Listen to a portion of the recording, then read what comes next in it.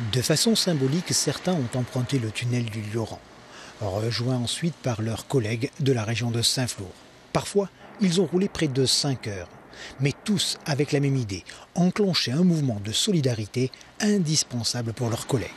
Il faut vite que ça change puisqu'au printemps, les bêtes vont ressortir des étables et il y aura de la terre partout et elles n'auront rien à manger.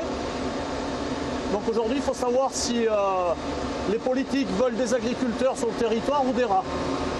Parce que là, tout de suite, ce n'est pas les rats qui sont en train de crever, c'est les agriculteurs. Et c'est très très grave. C'est sur les 8 communes les plus touchées par les râteaux-pieds et la sécheresse qu'ont été effectuées les premières livraisons de foin. Éleveur à Landera, Dominique Charbonnel vit une situation particulièrement difficile. Il n'y a rien plus, quoi. Chez nous, il n'y a rien plus. Les rats ont tout ravaché. En termes de ballots de foin, sur une quantité que je faisais d'habitude de 800 ballots, j'ai fait que 50 ballots. C'est la FDSEA, les JA, soutenus par la Fédération départementale des Cumins, qui sont à l'initiative de cette opération. La majorité des agriculteurs du département a été sollicitée. Même ceux touchés par la sécheresse et qui ont dû acheter du foin ont donné pour leurs collègues du Césalier. Il y a une prise de conscience pour ceux qui sont aujourd'hui les plus en difficulté et qui se trouvent ici sur le secteur du Césalier.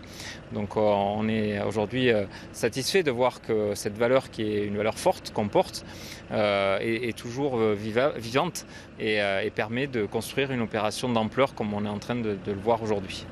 Le mouvement est enclenché, mais le défi est tout autre. Il faut savoir que pour passer l'hiver, les 120 exploitations recensées auront besoin d'environ 20 000 tonnes de fourrage.